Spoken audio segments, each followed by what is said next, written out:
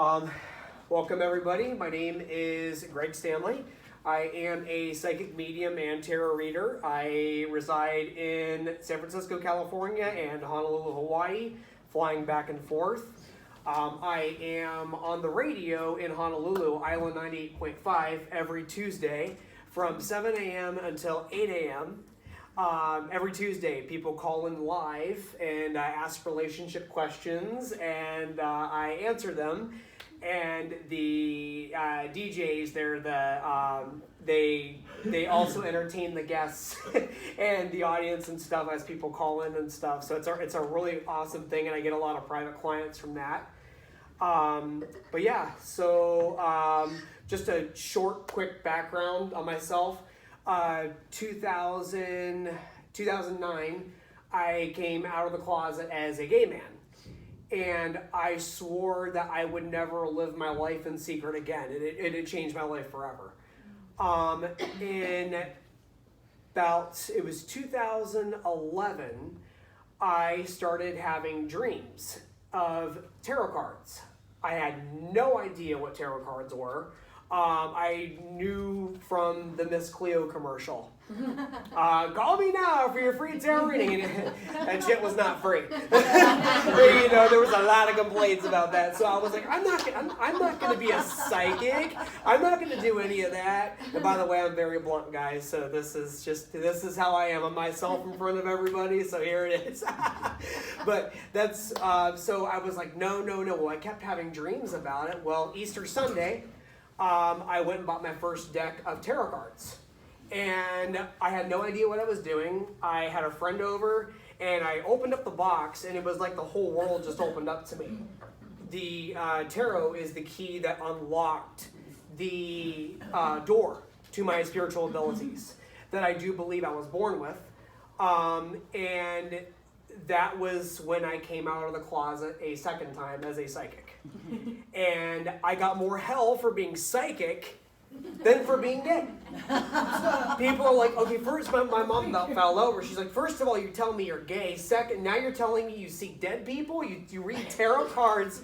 Oh man, it was. She's like, what are you gonna tell me next? So, that was what it was. And I had throughout my life had several near-death experiences. When I was probably, I believe I was 2, almost 3 years old, I drowned. I was underwater for about 7, 8 minutes. And when they finally found me in the lake, they could barely see the top of my head. I had bright blonde hair, and they thought they were pulling up a dead kid. And I spit the water out and started crying.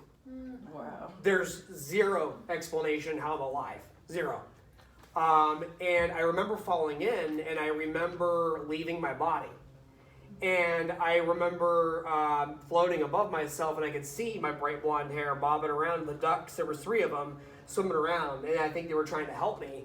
And because we were feeding the ducks, my sister and I got too close to the water, I'd fallen in.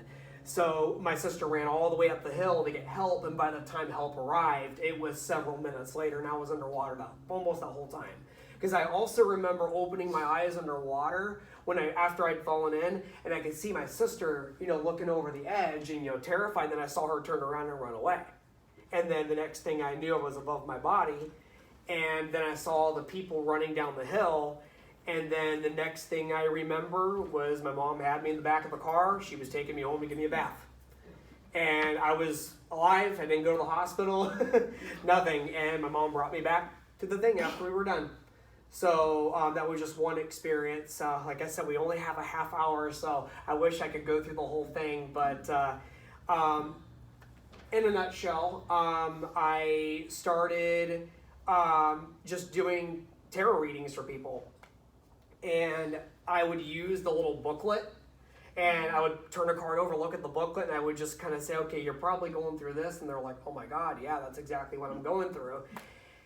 And I started to, I just was sharing my gift with people, and they started telling everybody. They were telling their friends, they were telling their family. I went viral. I ended up on the radio. I had people driving from out of state. I had people driving from West Virginia, Pennsylvania. I had people driving from Indiana, coming to Canton, Ohio, where I grew up, and where I came out as a psychic and everything. And they were coming, they wanted to get read by this young new psychic. And so I did that. And basically, this accidentally turned into a business. I had to start charging for my time because so many people were coming to me. And honestly, I accidentally became a psychic. It was several months before that, I had decided that I was going to pursue acting. So I was like, you know what? No one's going to make me happy. Only I'm going to make myself happy. And I said, I'm going to create my own life, and I want to be an actor. So I started pursuing acting, and I was so passionate about acting and everything. And I took some classes. I got scammed by the whole Barbizon thing and all that jazz. But I had fun. So because I pursued what I loved, and I was happy, that had led me to my spiritual, doing my work with the spiritual abilities. And so I didn't become an actor on TV or celebrity, whatever you want to call it. I became a psychic. The door was open, but it came about a different way. It was just incredible how this happened, and this is why I tell people, it doesn't matter if you actually fulfill your dream or you become, exactly what you dreamt of. The important thing is that you follow that, because even if you don't get there, it's the journey that you're going to meet people. You're going to be inspired. Another door, if you're not going to actually get to that exact goal, another door will open. Just like I had no idea that door for me was the psychic abilities. So I'm no better than you guys. You guys are no better than me. I just chose to follow my dreams, and this is what happened. And so that's why I share this to inspire people and everything. And I love what I do. I love, the one thing I love about being a psychic is I get to meet so many people. I get to help so many people. And it's really fulfilling seeing somebody that has changed their life. I did not change their life. They came to me, their angels spoke through me. And their angels were speaking to them. They weren't listening to their angels, they were listening to me, but I was channeling their angels, and they made the change in their life. And, being a psychic, my career is challenging. I do have people that don't want to listen. I do have the batshit crazy people sometimes, And you know what? But think about your guys' own careers. You guys know there's crazy people in every thing. Okay, well, the psychics, we get it too. And we also get some really, really cool people too. So you guys, in your professions, wherever you're at, you probably meet some really cool people too, So it's awesome. As long as you love what you do, the challenge is worth it. So I wish I didn't have to charge for my readings, and don't you guys wish you guys didn't have to get money to do what you love to pay for your bills, but I got to pay my bills, so that's why I have to charge. Otherwise, I have to go back to working at McDonald's, and that will take away from me being able to do things like this. So thanks to all of you guys and my fans, my clients, my supporters all over the world. I have not had to have a real job in probably, I think it's been 7 years. Okay. So, that's, so thank you guys, but I am here today, I think she's going to tell us when we're out of time. So the rest of this lecture, I'm going to speak about the angels and how you guys can better communicate with angels. How many of you in here, whether it was in a dream, a feeling, you heard or saw with your own two eyes, any of you guys ever had an experience with an angel? Okay, so about half of you are saying that. And I will say that probably all of you have actually had experiences with angels several times and you just didn't even realize it. So people think that only special people can see angels. Only people with special abilities can see angels. Only people of certain religions can see angels. Oh, you can only see angels if this and that, and if you do this spell and that spell and you open this up. No. No. That's everybody has the ability to experience angels. Everybody. Every single person, even the bad people, even bad people or people who make bad decisions, people who make mistakes, they have angels too. They just don't listen to them. But if you think about it, the good people, even when you guys are being good or you're at your highest and best, we don't always listen to our angels because we're human beings. And we think we know it all. And we believe that we have the ego. The ego is that little voice that's in your heart, and she knows exactly what the ego is. You all do too. The ego is that voice that tells you you're dumb, you're too fat, you're too skinny, you're not a good mom, you're not a good dad, you're not gonna have kids, no one's gonna love you. Why would you want to pursue that? You're not smart enough to be a nurse or a doctor. Why would you do? It's that thing. No matter how good you're doing, whatever you're gifted in, it's that little voice, that negative voice that always creeps up, and people say, "Oh, well, if you follow your dreams and you fulfill your dreams, the ego will go away." That's not true at all. In fact, the more you try, the better you're doing, the more you're following your passion, your purpose, and all that stuff, the ego gets louder because it doesn't want you to spread light. It doesn't want you to be happy. Because when you're happy, you're powerful. And when you're powerful, you can make changes. The ego does not want change. The ego wants this world and this universe to stay as dark and get as dark can possibly get. And so what we do is we say to the ego, we either ignore it or we just say, no, I believe in myself. Maybe I'm going to screw this up. Maybe I won't succeed at this. I'm going to do the best I can anyways. That's how people who are successful become successful. They use their failures or their mistakes, or when a door slams in their face, they use that as a stepping stone to the next level, and the next level, and the next level. So how you work through the ego and how you better hear your angels is you feel the fear and you do what you love anyways. When you believe in yourself, you can hear your angels even more. When the ego, I like to explain it as go to the gym. You want to work out. You don't go to the gym and lift air.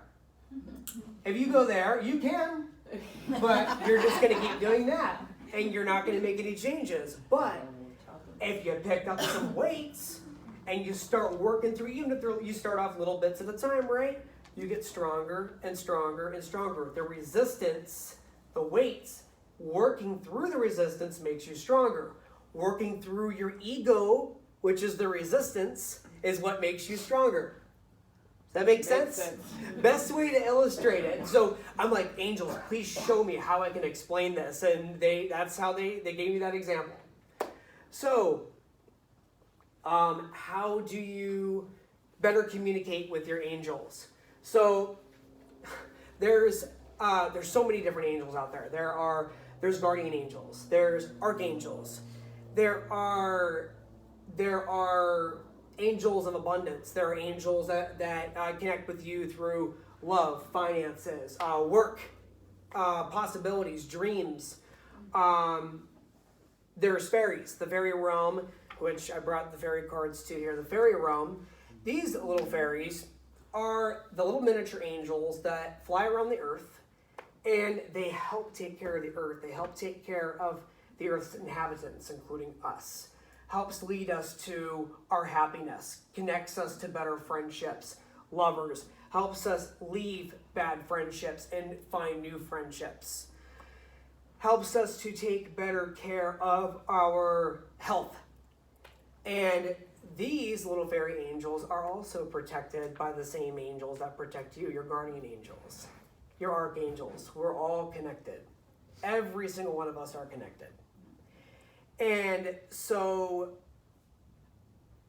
when people say, my angels, Greg, Stanley, my angels aren't hearing me. Well, I don't even believe in God. I left the church when I was in 5th grade. I was a Jehovah's Witness. I was a Mormon. How do I have angels? The angels are not connected through religion. The angels are connected to people. And every single person is special to their Creator. Okay? The angels help the Creator. They're God's messengers. And so they're not connected to rules. They're not connected to ego restraints. They are connected to life. They are connected to anything connected with life. Animals, humans, plants, all that. So everybody can connect with the angels. How can we know that they are listening to us? People also think, one other thing, people think that, oh, my angels never answer my prayers. And I go, why don't you think your answers are, why don't you think your angels are answering your prayers? Why don't you think God is hearing you? Because nothing good ever happens. The answer is never yes. Okay, the angels do answer your prayers all the time. Yes. They also answer it in the form of a no. They also answer it in the form of not now. Sometimes it's maybe later. And sometimes it's a yes and then becomes a no. Why is that? Because there's a common misconception that your spirit guides and your angels are like genies in a bottle, and they're supposed to make all your dreams come true. That's not true. The angels cannot interfere with your free will. They can help you. They're spirit guides, not spirit forcers. They're guides. They guide you. Psychic readings. We are like guides on earth. We are guides. The information is guidance. It can change based on what your free will is and what you choose to allow or not allow in your life. So they're guides. They're assisting you.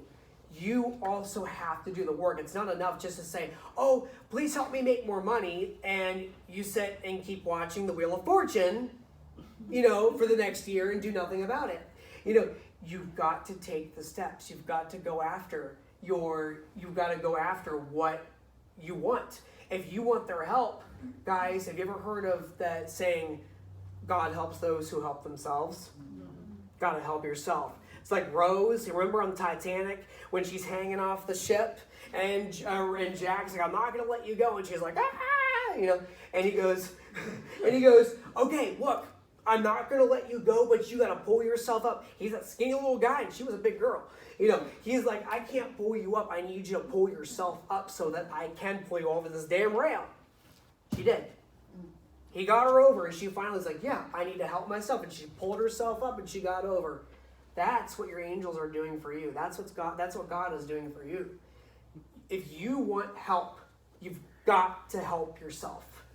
And you don't have to know how. How is in God's hands. How is in the non-physical. You just have to be willing, and the doors will open. And if that was Rose's time to go, truly her time to go, he probably would have dropped her.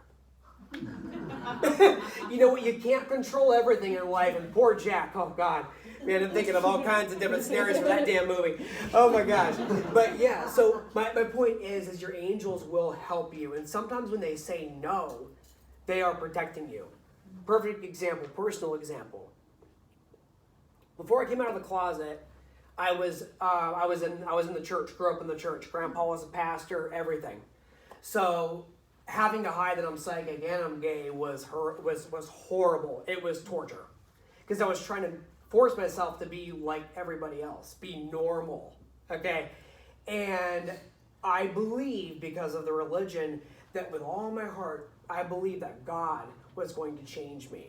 I truly believed that, I wasn't going to see these things because I was told it was a sin to hear and see spirits or know the future or know things about people. Only God knows, and don't ever dabble in. That's demonic. That's witchcraft. That's sorcery. And that's forbidden in the Bible, and God forbids that. So I'm like, oh my God, I got to shut all this out. And plus, nope, can't be homosexual. Only men are supposed to like women, and women are supposed to like men, and that's just the way it is. So I believed that God would allow me to love the right, be attracted to the right woman.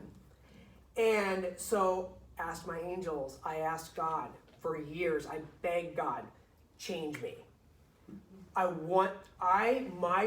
My truest desire, I want to like a woman. I want to get married to a woman. I want to have kids. I want to do all that stuff. I begged and begged and begged my whole life, and I truly believed that God one day would change me. That's how brainwashed I was. But God can do anything. He can move mountains. Well, I believed this was a big mountain God needed to move, and I believed he was going to do it. So the answer was no. And thank God the answer was no, because I am very happy in a relationship. I am happy as a gay man. That's not who I am. I am happy the way I am. And the answer was no. Had I made it be a yes, I wouldn't be in front of you guys today, because had I not come out of the closet as a gay man, I certainly wouldn't have come out as a psychic. Mm-hmm. I would not be here. The answer was no, because the yes was open everywhere else.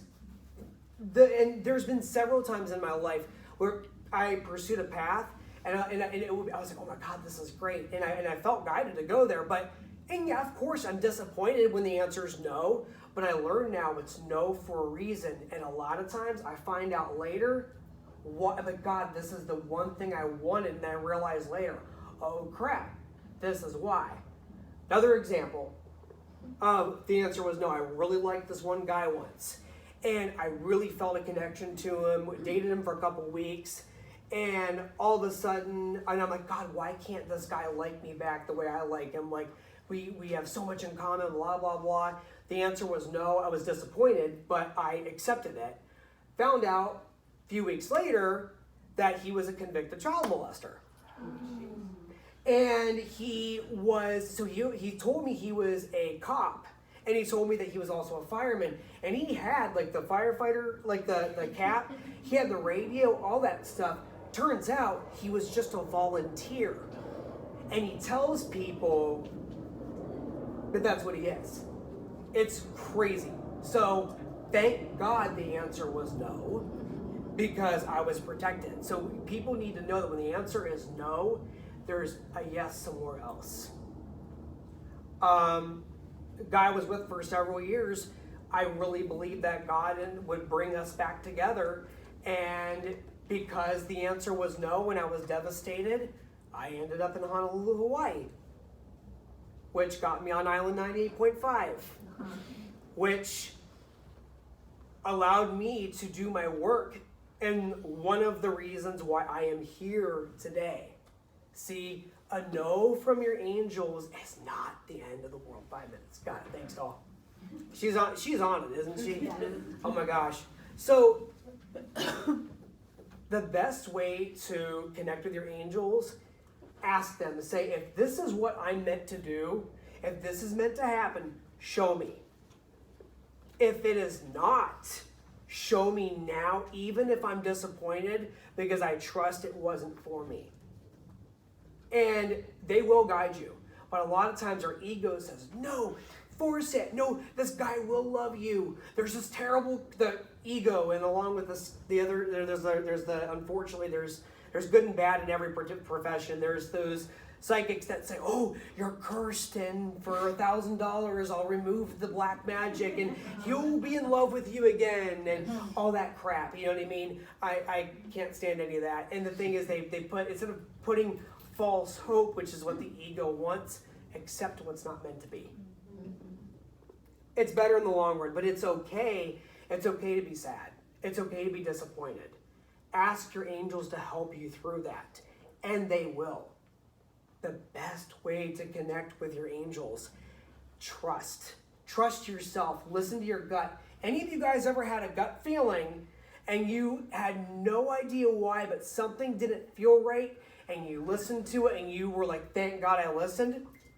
Your inner guidance is working. Have you ever done the same thing or something else where you had that gut feeling and you ignored it because you really wanted something, and then you later wish you had listened the first time? Your inner guidance is working. If it wasn't working, you wouldn't have recognized the mistake that you ignored it in the first place. Your angels speak to you through thoughts. They speak to you through your dreams. They speak to you through words. They speak to you through your gut feeling. Archangel Haniel, she's very connected to the full moon's energy, the moon's energy, connected to clairvoyance. She's often the one that triggers that gut feeling. And even if it's embarrassing or whatever, just something doesn't seem right, something's not feeling right, it's okay to say no. It's better to be, maybe the right word is paranoid. It's better to be a little more on that end than to ignore your inner guidance, because it will make you sick. How many of you guys have ignored your inner guidance? You got the worst headache, or you felt sick to your stomach, or everything was going to hell in a handbasket around you?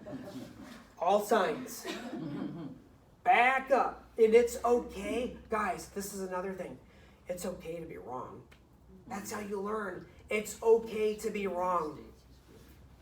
People have this ego, like, nope, have to be right all the time. It's okay to be wrong. Is what it is. We got like 1 minute left here. Any of you guys who are, this was my quick lecture, and this in a nutshell here, so thank you guys for this. Any of you guys who are looking to get a private session with me, I do mediumship, past, present, future, see past lives, connect with your angels, tell you what I see. I do have room the rest of today. You can do phone, FaceTime, Skype. It all works the same over the phone as it does in person. So I even do email readings. Feel free. I even made a cheat sheet for you guys. So Psychic Greg Stanley I'm on Instagram and on Facebook. Psychic Greg Stanley on Facebook, I have a cheat sheet of, I talked about the archangels and their specialties. Ask your angels, if say that you need help with money, please, Archangel Ariel, help me find a way to make more money or let go of this job and bring me into the right job. So I have like a cheat sheet. And don't worry about connecting with the wrong angel. I promise you, as long as with your intentions you connect with somebody, okay? You decide you need some help from the angels, it'll get to the right angel. But it's even better for you when you get to know these angels personally and feel their presence and get signs from them. It's so cool. Another way your angels talk to you is through signs, through so like Archangel Chamuel, when he's often around, you will feel like the air pressure changes, and you'll also see hawks and eagles. So that's a huge sign there. Numbers, yes. Seeing the same numbers over and over again consistently, and sometimes they change. Sometimes you'll see, like, maybe 1 week you'll see 1111. Next week you'll see 6666. Next week you'll see 3333. Or you'll keep seeing consecutive numbers. Those are your angels letting you know, hey, we're guiding you, we're here. It's kind of like their code.